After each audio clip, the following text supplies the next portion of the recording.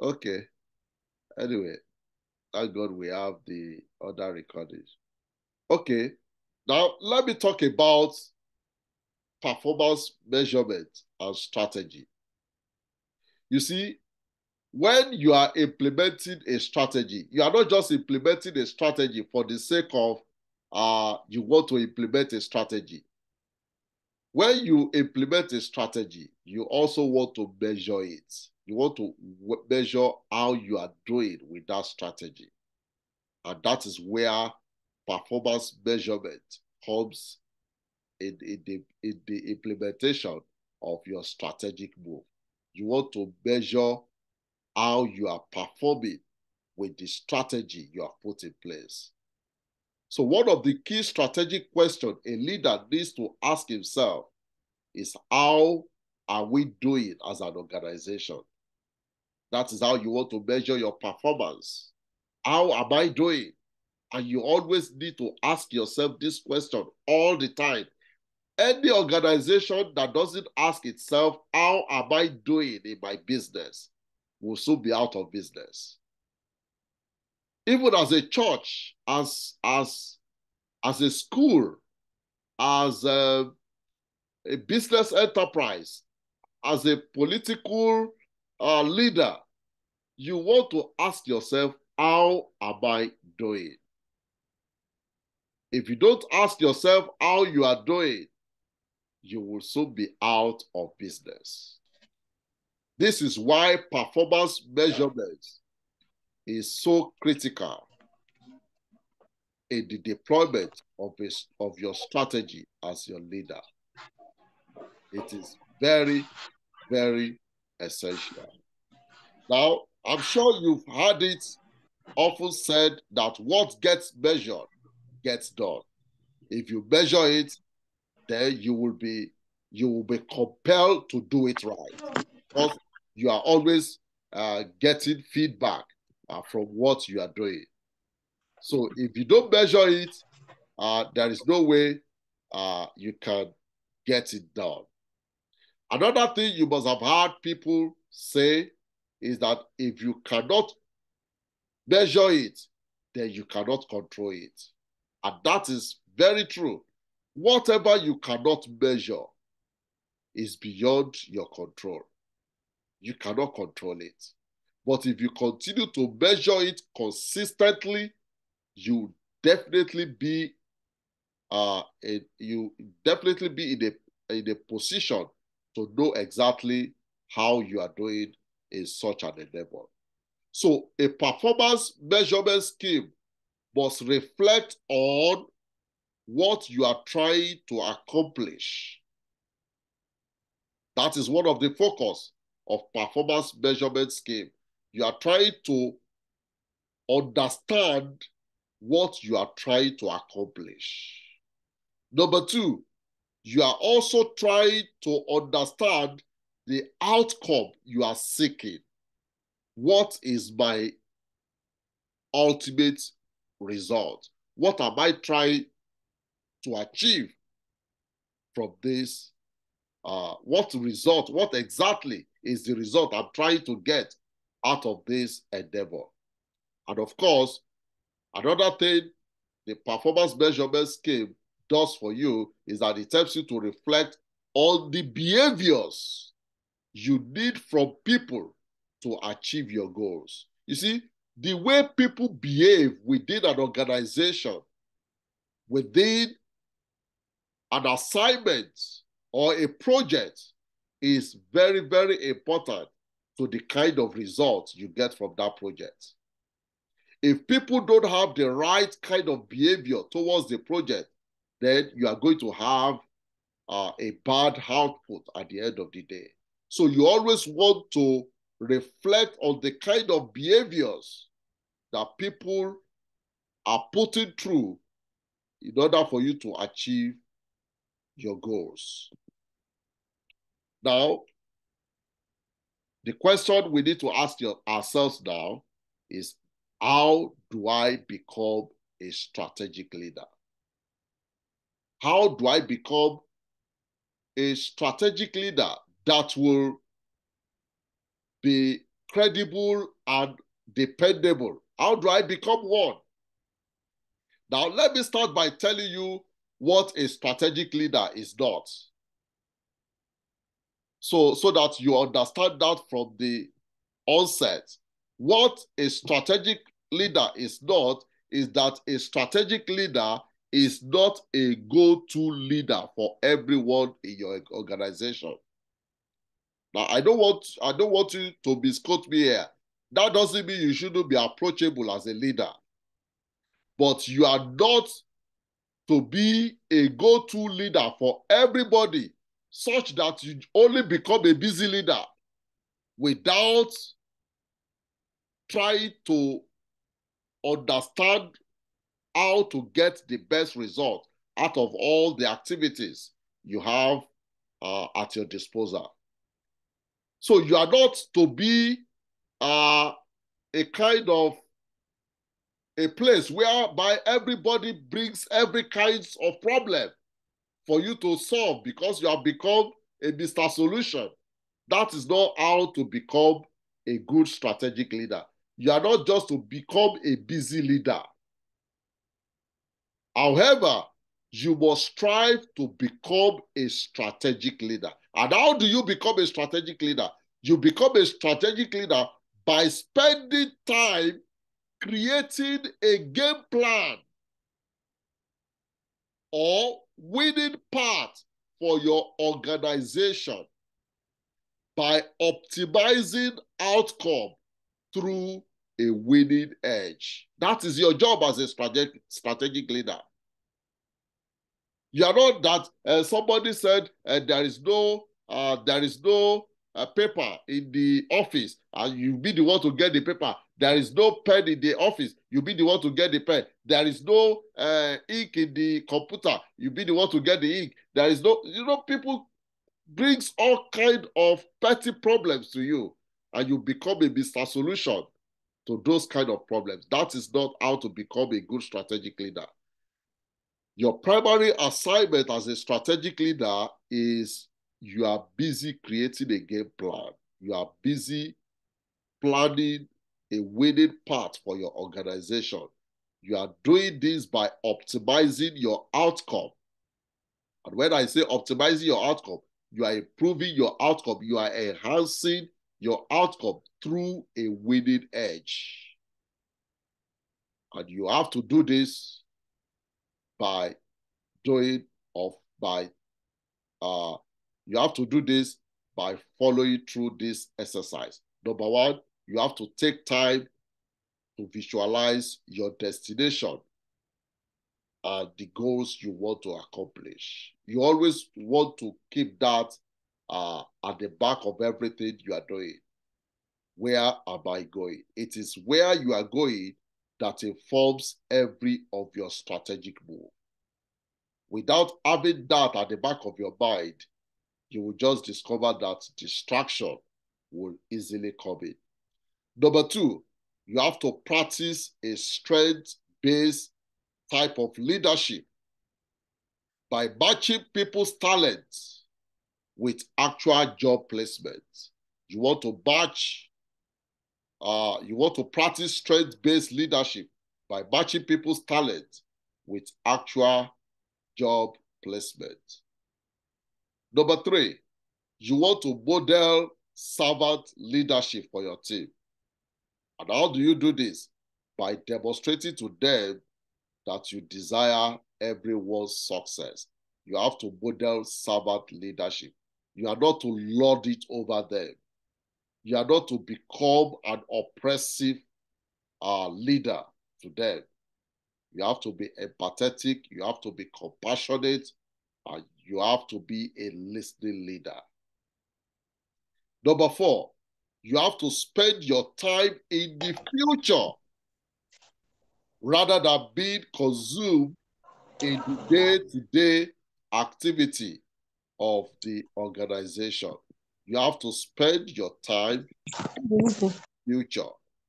You have to spend enough time thinking about how the future is going to look like. And that is where you want to spend most of your time as a strategic leader. Don't be consumed with the day-to-day activities of your organization.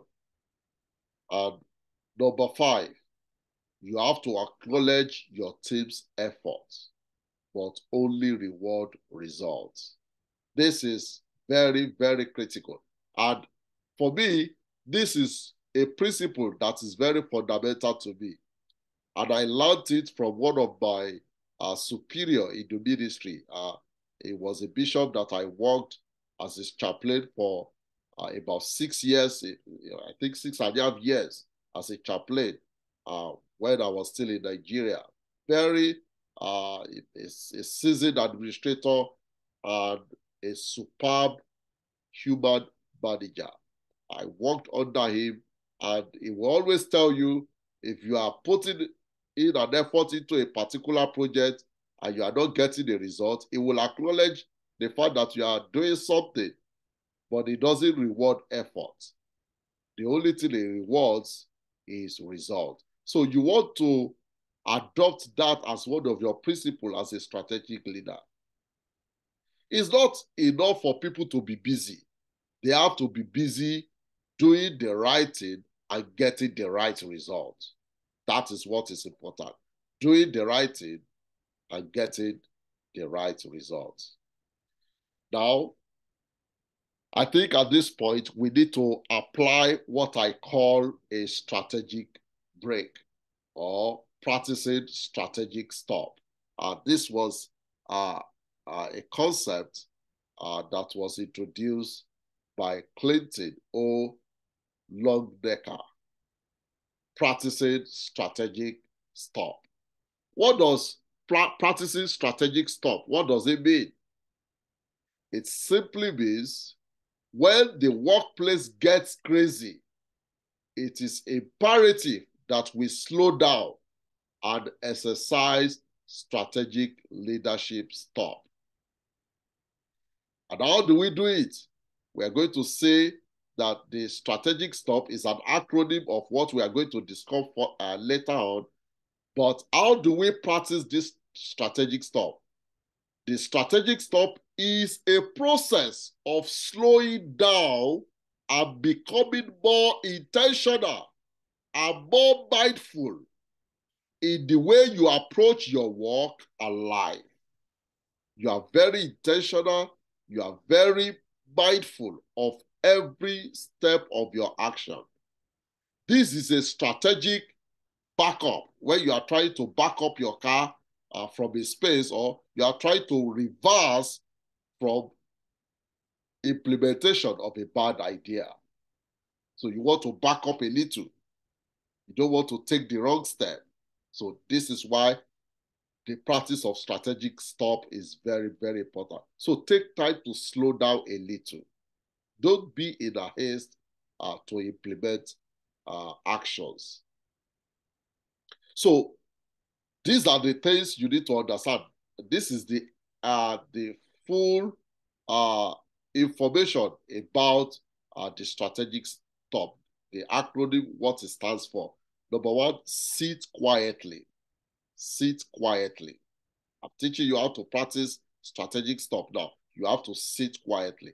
Number 2, you have to think about what you really need to accomplish.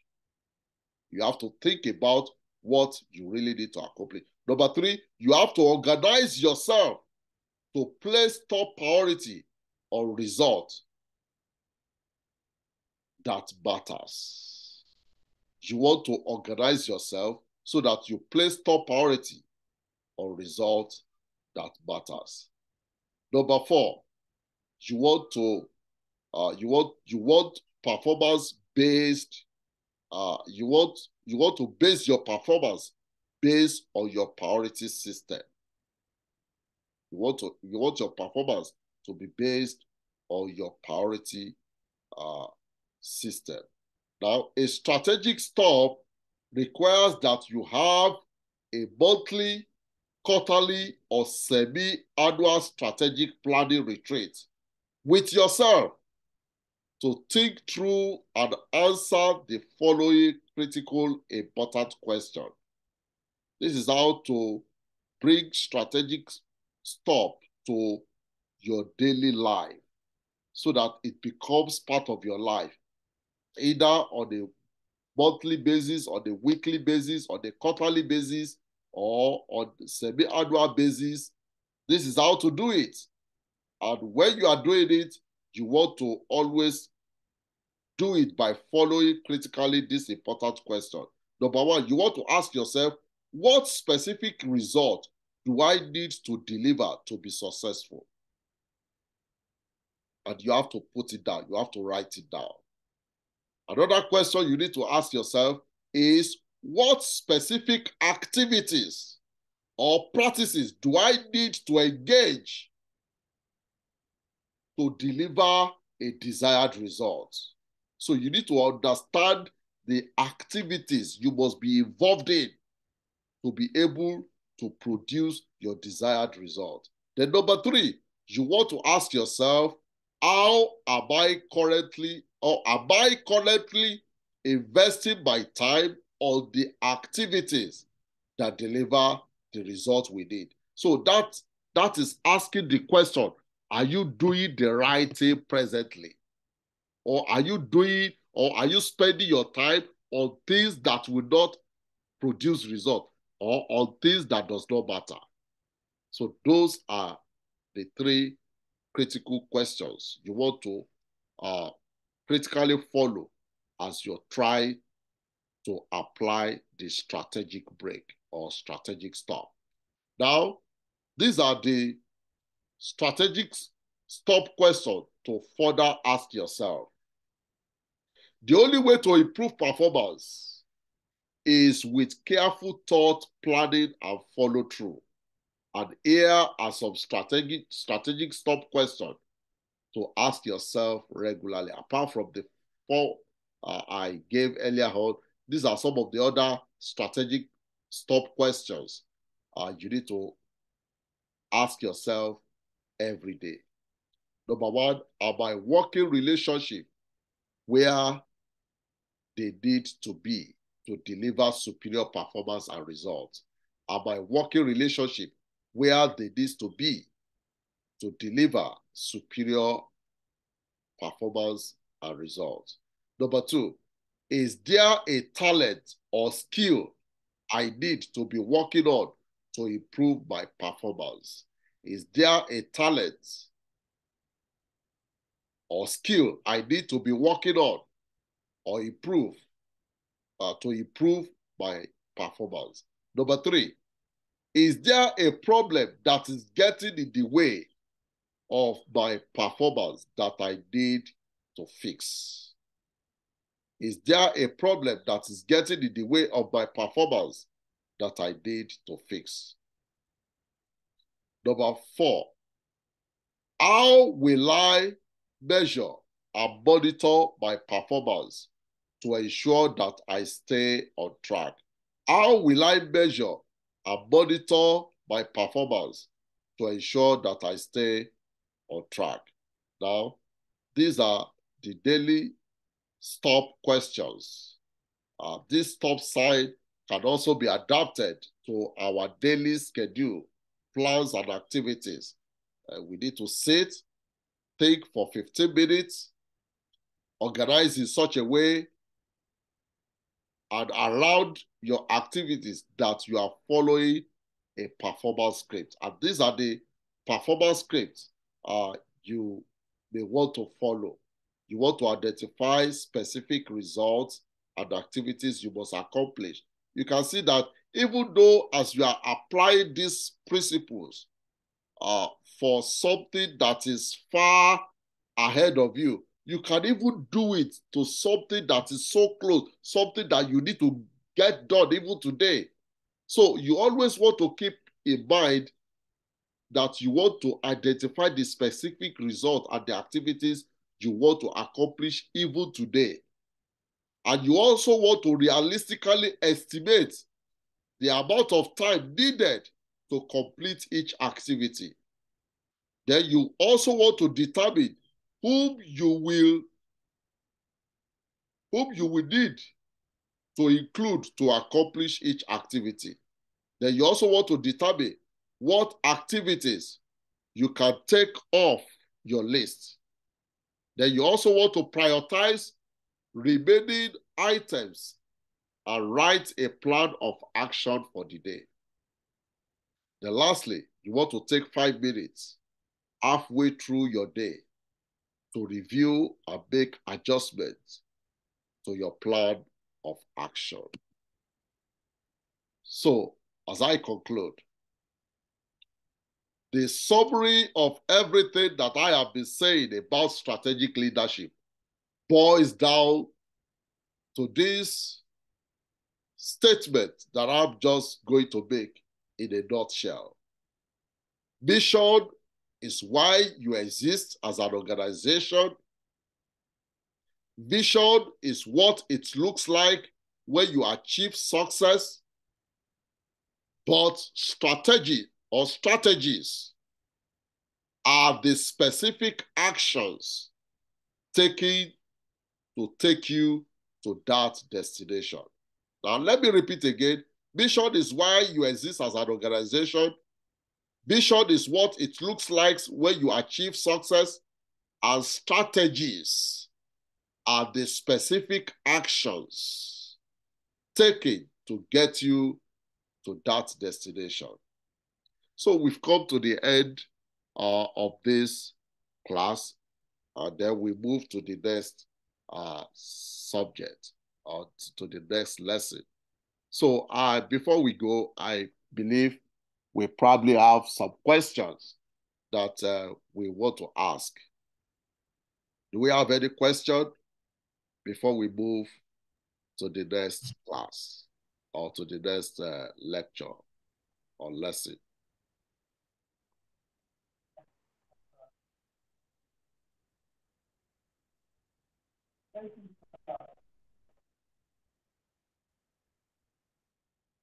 Do we have any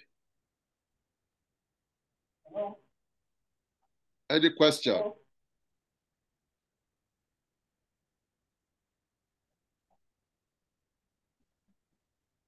Any question? Okay, if there is no question, I think it will be good to stop.